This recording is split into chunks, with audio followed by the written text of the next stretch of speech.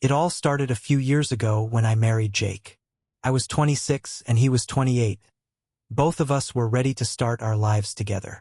We had met in college, and our relationship had grown stronger over time. He was everything I had ever wanted in a partner. Loving, kind, hardworking, and with a great sense of humor. But there was one problem. His mother, Linda, was never easy to deal with.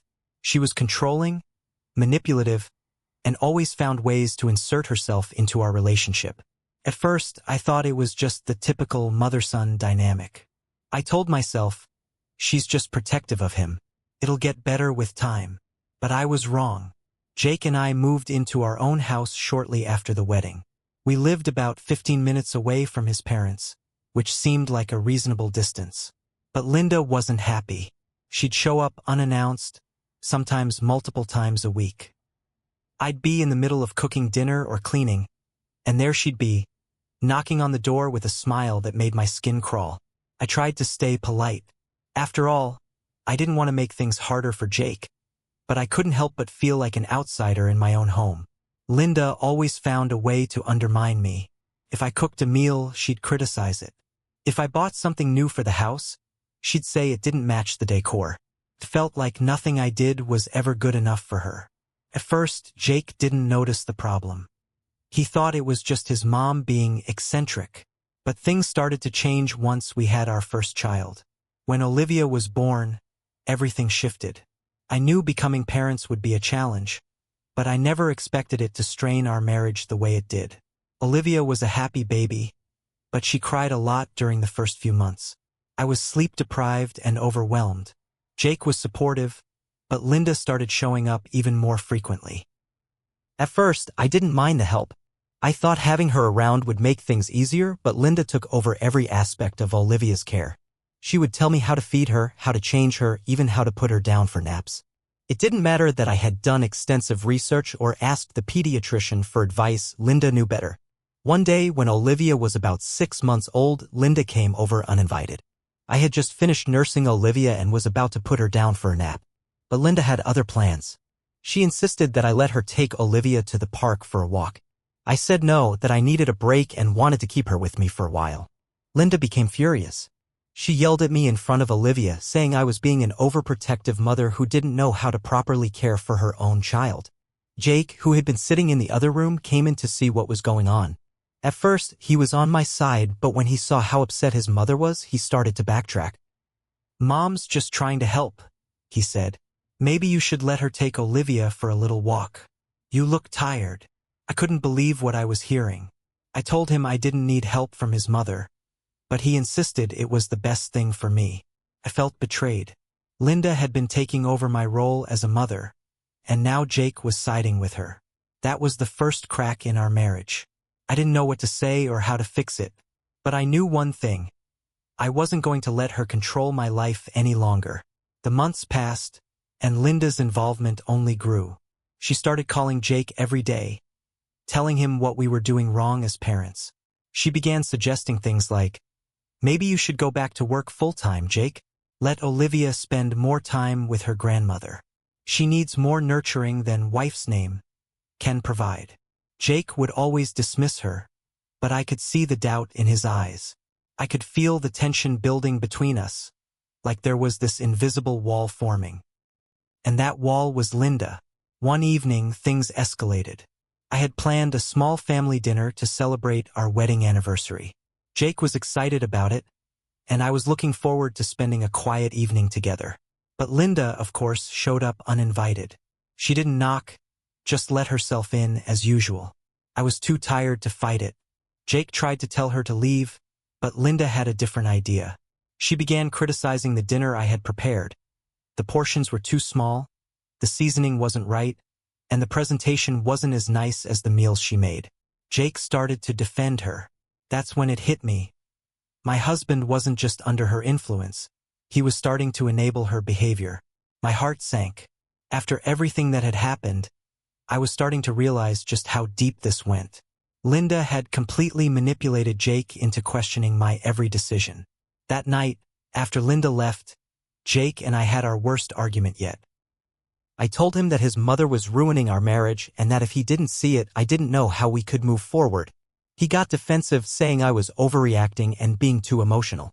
I told him I couldn't keep living like this, constantly walking on eggshells around his mother.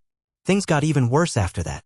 Linda started showing up at our house almost daily, claiming she was helping with the baby.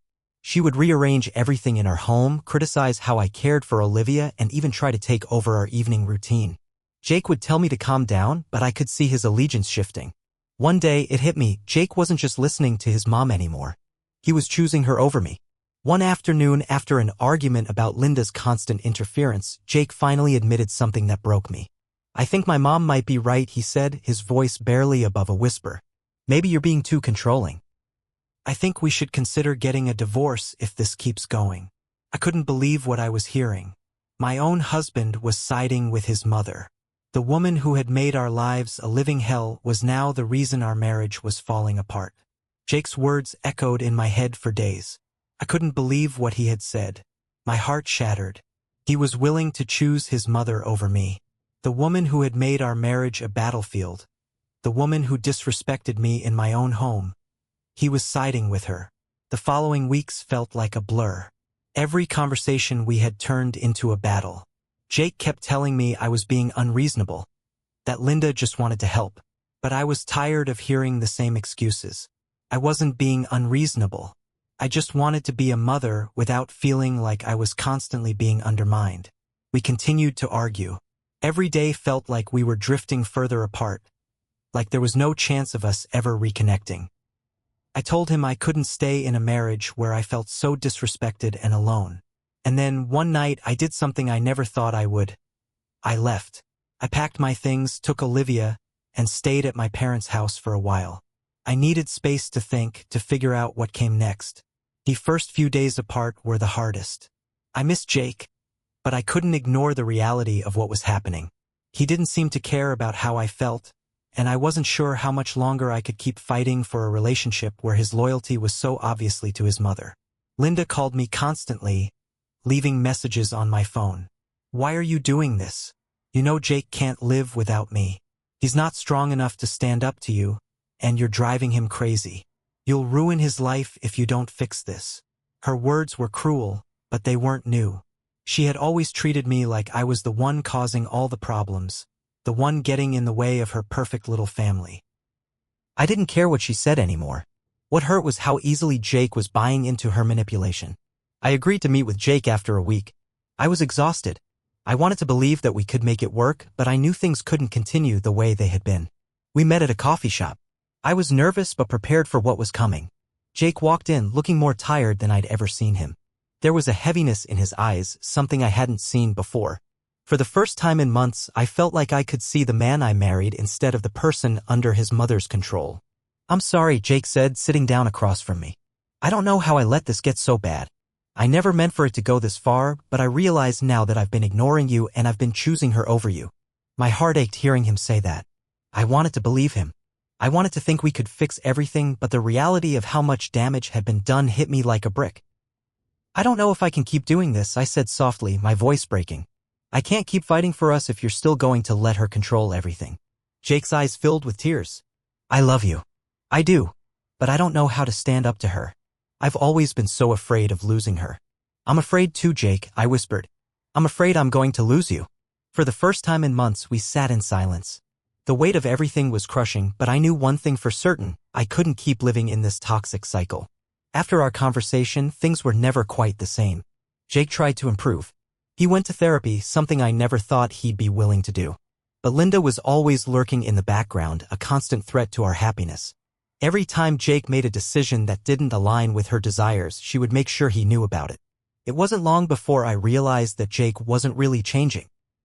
He would talk about standing up to her, but when it came down to it, he always backed down. The final straw came when I found out Linda had been secretly making arrangements for Jake and me to visit her for the weekend, a weekend trip that we hadn't agreed to. I confronted Jake. You promised me things would be different. But this is your mother all over again. I've asked you, begged you to make a choice. But I don't think you ever will. Jake looked at me with that same helpless look in his eyes. I don't want to lose you, but I don't know how to let her go. I can't. That was when I knew. I had to let go. I took Olivia and filed for divorce. It was the hardest decision I've ever made, but I realized I couldn't keep living my life waiting for Jake to choose me. He was too wrapped up in his mother's control to ever be the partner I needed. After the divorce, I focused on rebuilding my life, my confidence, and my relationship with Olivia. There were hard days, but I found strength I didn't know I had. And eventually, I met someone who respected me, my choices, and my role as a mother. Jake still tries to reach out, but I've moved on. Sometimes I wonder what could have been, but I know one thing. I'll never let anyone make me feel like I don't deserve happiness again. The first few weeks after the divorce were the hardest. I didn't realize how deeply I had been emotionally affected by Jake's inability to choose me over his mother. It wasn't just the manipulation that hurt, but the realization that I had been giving my all to a man who couldn't stand up for us. For Olivia, I stayed in my parents' house for a while, trying to adjust to this new life. It felt like I had been living in a fog for so long that waking up to the reality of being single and raising Olivia on my own was overwhelming. Some days I felt like I was drowning in guilt. Was I making the right decision? Would I be able to handle this on my own? Would Olivia grow up without the father figure she deserved? Jake still tried to visit, but I made it clear that I wasn't interested in co-parenting until he could set boundaries with his mother. At first, it was easy to say no. But over time, the loneliness crept in. I missed the way Jake used to look at me, the way he once made me feel safe. But I also knew that I had to protect my daughter. It was no longer about me or Jake, it was about Olivia. One day, I got a call from Jake. His voice sounded strained, like he was on the verge of tears. "I need to talk to you," he said. "Can we meet?" I agreed, despite my better judgment. I knew deep down that it wasn't about Olivia anymore. This was about Jake's unresolved issues with his mother. But I needed closure. We met at a cafe, and for the first time in months, I felt like I could finally speak my truth. We sat down at a corner table. Jake looked different. He seemed like he had lost weight and was more tired than usual. I didn't want to feel bad for him, but I did. "I've been thinking a lot about what happened," Jake started, his voice shaking. "I've been seeing a therapist, and I've realized just how much I've been controlled by my mom. I'm sorry. I know I hurt you. I let her come between us, and I didn't stand up for you." I stared at him, unsure of how to react. I had heard these words before, over and over again, but hearing them now felt different. The pain of everything that had happened over the past year hit me like a wave. "Jake," I said softly, "I've been waiting for you to say this for so long. But you never did. It took me leaving you for you to finally understand what you did wrong. I couldn't keep waiting for you to change. I needed you to choose me and Olivia, and you never did." Jake's eyes filled with tears, and I could see the regret in his eyes. "I never wanted to hurt you, but I was too weak. I didn't know how to break free from her. But I'm done, wife's name. I want to make things right. I want to fight for you and Olivia. I love you." I felt a lump in my throat. It was everything I had wanted to hear from him, but now it felt too late. Too much had been broken. There were too many times when he let his mother dictate his actions. Too many times when he ignored me. I took a deep breath and looked at him. "It's not about love, Jake. It's about respect. It's about boundaries. And it's about realizing that I deserve more than being treated like an afterthought." Jake nodded, his face stricken with guilt. I know. And I understand why you left. But I swear I've changed. I've seen the truth about my mom. She's toxic, and I don't want her in our lives anymore." I wanted to believe him. I wanted to more than anything. But I knew I couldn't go back to a life where Jake was still under his mother's control. I had given everything to him to us. And in the end, I had to let go. The next few weeks were a blur. I started therapy on my own, and for the first time, I felt like I was slowly starting to heal. Olivia was growing so quickly, and I was proud of how strong she was. Despite everything, she brought so much joy into my life. Jake continued to reach out, but each time he did, I felt more distant. I couldn't help but feel like I had been a fool for waiting so long for him to change. He was still trying to get his mother out of the picture, but it felt like too little, too late. One day, I made the decision to file for full custody of Olivia. I didn't want to keep fighting with Jake, but I had to do what was best for her. Jake had shown he couldn't be trusted to put her first. He had made his choices, and now it was time for me to protect her. It wasn't easy. The custody battle was long and drawn out. Jake tried to argue that I was keeping Olivia from him, but deep down, I knew I was doing the right thing. I was doing it for Olivia, for her future. A year after the divorce, things had changed. I had grown stronger. Olivia was thriving, and I had finally learned what it meant to live for myself, not for someone else. I had been through so much, but I had come out on the other side stronger than I ever thought I could be. Jake came to me one final time, asking if we could meet to talk about co-parenting. I agreed. We sat down, and for the first time in a long time, I felt like we were both on the same page. There were no more games, no more manipulation. We were both in it for Olivia. A few months after we'd agreed on co-parenting, I thought things would be simpler. But life had a funny way of reminding me that nothing comes easy. Jake and I had developed a functional co-parenting relationship, but it was far from perfect. Every time I saw him, I still felt a sharp sting of betrayal. There were moments when he would smile at me, and I would remember the way we used to be. The love we shared seemed like a distant memory, something I had tried to preserve but could never fully revive. I had finally learned how to stop waiting for him to come back, but there was still a tiny part of me that hoped. It wasn't until a late-night conversation with my sister that I realized just how much pain I was still holding on to. She told me that I needed to stop holding on to the past and start truly healing. "You can't keep living in this limbo," she said. "It's hurting you more than it's hurting anyone else." Her words hit me like a ton of bricks. I had been so focused on surviving the aftermath of my marriage that I had never taken the time to heal properly. I had to let go of the bitterness that still clung to me. I knew I had to forgive. Not Jake, not Linda, but myself. I had to forgive myself for staying in a toxic relationship for too long, for not setting boundaries, and for letting other people control my happiness. The first step toward forgiveness was acknowledging that I wasn't perfect. I wasn't a victim, and I had to stop acting like one. This was the beginning of my real healing journey. As the months passed, I focused on Olivia, my career, and my personal growth. I realized that for the first time in years, I was living for myself, not for anyone else. I was no longer Jake's wife, no longer Linda's daughter-in-law. I was just me. During this time, I met Tom. He was a kind, understanding man who respected my space and my boundaries. He didn't pressure me into anything, and he understood the struggles I had gone through. At first, I wasn't sure if I was ready to get involved in another relationship. I had just come out of a difficult marriage, and the last thing I wanted was to repeat my mistakes. But Tom was patient. He allowed me to take my time. We started out as friends, and I slowly began to open up to him. It felt like a weight had been lifted off my shoulders. With him, I didn't feel like I was constantly walking on eggshells. I didn't have to worry about another person trying to control my life. I felt like I could finally breathe again. As time went on, our bond grew stronger. He respected my boundaries, and more importantly, he respected Olivia. Tom didn't try to replace Jake, he just made me feel safe. And that was something I had never felt before in a relationship. It wasn't long before Jake noticed I had moved on. It started with an innocent text asking how Olivia was doing. I responded politely, but I didn't want to let him back into my life, not without any real change. Then Jake started calling more frequently. He wanted to meet up to talk. I was hesitant but agreed, as we were still co-parenting and needed to maintain some level of communication for Olivia's sake. When we met, he seemed genuinely remorseful. "I know I've messed up," Jake said, looking at me with those same eyes that had once convinced me he would always choose me. "I've seen the damage I caused, and I know it's too late. But I need you to know that I've changed. I'm seeing a therapist, and I'm working on being a better person. I want to be there for Olivia, for you, if you'll let me." Part of me wanted to believe him. I wanted to believe that this was the man I had married, the man I had fallen in love with.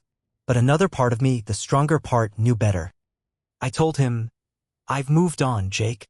I'm no longer waiting for you to change. I have to live my life, and I'm not going to keep looking back." His face fell, but I could see the guilt in his eyes. For a moment, I almost regretted being so harsh. But then I remembered all the times he had let me down, all the times he had let his mother control him, all the times I had been hurt because he couldn't make a choice. It wasn't easy, but I had to be firm. I had to close that chapter once and for all. It was a Saturday afternoon when Tom and I decided to take Olivia to the park. The sun was shining, and the park was full of families enjoying the weekend. Tom held Olivia's hand, helping her navigate the playground. Watching them together made me realize how far I had come. I no longer feared the future. I wasn't just living for Olivia anymore. I was living for myself, too. I had learned to trust again, and I had learned that happiness comes from within, not from depending on someone else to provide it. Jake may have been a part of my past, but he didn't have a hold on me anymore. And Linda? I had long since stopped worrying about her opinion. She no longer had the power to manipulate me. For the first time in a long time, I felt at peace. I had finally built the life I wanted, one free of manipulation, free of toxic relationships, and full of love, laughter, and growth. Despite the progress I had made, there were still moments of doubt. There were still moments when I thought, what if Jake was right? What if I made the wrong decision? But as time passed, I realized that I had made the best decision for myself and Olivia. One day, Jake reached out again, but this time it was different. He wasn't asking for reconciliation. He wasn't begging me to come back. He had simply learned to respect me as a co-parent and as a person.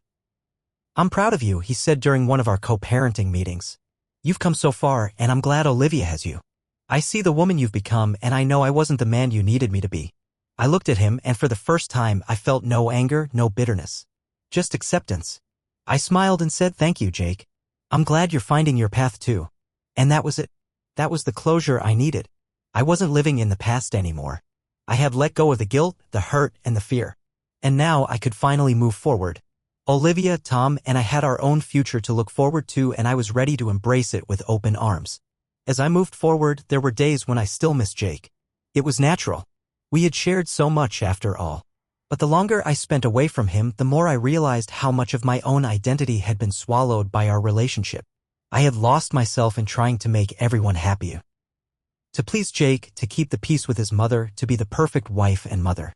But in the quiet moments, when Olivia was asleep and I had some time for myself, I began to rediscover who I was, not as Jake's wife or Linda's daughter-in-law, but as wife's name, a woman who had a voice, a purpose, and the right to live for herself. I took a class on photography. I hadn't done anything creative in years, and it felt like a spark of life had been reignited inside me. Olivia was my greatest joy, but I realized I needed more. I needed to be my own person, separate from the shadows of my past. Tom supported me in every step of this journey. I never once felt like I was losing myself in our relationship, unlike I had with Jake. Tom saw me for who I was, not who he wanted me to be. He encouraged me to chase my dreams, to pursue my passions. He loved me for my strengths and weaknesses, and for the first time in a long time, I felt like I was truly loved. The co-parenting arrangement with Jake was never going to be perfect, but it had reached a point where we could communicate without it turning into a battle. After months of tension, we finally learned to establish boundaries. There was less passive aggressiveness, fewer phone calls at midnight. We were still figuring it out, but it was better than it had ever been. Jake was involved in Olivia's life, but it wasn't the toxic dynamic it once was. He would come over, spend time with Olivia, and we could actually talk without resentment hanging in the air. The constant worry that he would fall back into old patterns had slowly begun to fade. I realized that, although I couldn't erase the past, I could create a new future for myself and Olivia. That future didn't involve Jake and Linda constantly interfering. It didn't require their validation. I had learned the hard way that I couldn't let others define my worth or control my life. For so long, I had been the one fighting for their approval, but now I was focused on my own happiness, on creating a life where I had control. And slowly, I was regaining trust, not just in others, but in myself. It was a quiet Sunday afternoon when Jake asked to visit. I had been preparing dinner for Olivia and myself, and I was surprised when he called. "Can we talk?" he asked. We sat down in the living room, and for the first time in ages, it wasn't an emotionally charged conversation. He didn't come with apologies or demands. He just seemed different, more at peace. "I've been doing a lot of thinking," Jake said. "I know I've hurt you, and I can't undo what I did. But I want to be a better father to Olivia. And I want us to figure out how to co-parent better." I nodded, not sure where this was going, but I had learned to listen without jumping to conclusions. He continued, "I also want to tell you something else. I've realized I need therapy. Not just for the things that happened between us, but for myself. I've been holding on to so many old beliefs, thinking my mother was always right. I can't keep doing that. It's not healthy." I didn't know what to say. I was shocked, but I appreciated his honesty. Jake had always been stubborn, never willing to admit his faults, but this time it felt different. "I'm glad you're realizing that, Jake," I said softly. "But you can't just fix everything with words. Actions matter too. You've already shown me who you are." There was a long pause. Jake looked at me with tears in his eyes. "I know. And I know I've let you down in ways I can't undo. But I'll do whatever it takes to prove that I'm trying." It was a turning point for us, but I still wasn't sure if I could ever trust him fully again. For now, I was just focusing on Olivia and the future I was building for myself. But this conversation marked a shift. Maybe he could change. Maybe we could coexist peacefully. But only time would tell. As the years passed, Olivia continued to thrive. She was a bright, happy child, and I couldn't help but feel an immense sense of pride. Every milestone she hit, I felt like a proud mama watching my daughter grow into someone kind, confident, and full of life. She was old enough now to ask about Jake, to question why we didn't live together anymore. I always answered her honestly but with age-appropriate explanations. I didn't want to badmouth her father. He was still a part of her life, and I wanted her to form her own opinion about him. It wasn't always easy. Co-parenting is hard. There were still moments of tension when Jake tried to push boundaries, and there were still days when I had to remind him of our limits. But we were learning slowly how to make it work for Olivia's sake. I was growing too. It wasn't just about surviving anymore. I was living. I had my own goals, dreams, and life. I wasn't waiting for Jake to change, and I wasn't living in the shadow of my past anymore. One evening, after a long day at work, I sat on the couch reflecting on how far I'd come. I looked over at Olivia, who was happily playing with her toys. Tom was cooking dinner, humming his favorite song in the kitchen. For the first time in years, I felt complete. Jake wasn't in my life the way he used to be. But that wasn't necessarily a bad thing. I had learned to live without him, without needing his approval, and without his presence looming over me. I had learned that I am enough, and so is Olivia. We had our little family now, and it was strong. Tom was a supportive partner, and together we were building a future based on love, trust, and mutual respect. The pain of the past had faded. It had shaped me, but it no longer defined me. One day, Jake reached out once more. This time, it wasn't about Olivia. It wasn't about co-parenting. It wasn't about anything he wanted. "I've been working on myself," Jake said over the phone. "I've realized I can't change the past. But I want you to know that I'm proud of how you've raised Olivia. I'm sorry for everything I put you through." I listened, and for the first time in a long time I felt no bitterness, no anger, just peace. I had spent so much time angry at Jake, at Linda, at the way my life had turned out. But now I was free from all of that. "I hope you find happiness, Jake," I said softly, "and thank you for acknowledging the past. It wasn't a perfect ending, but it was the ending I needed."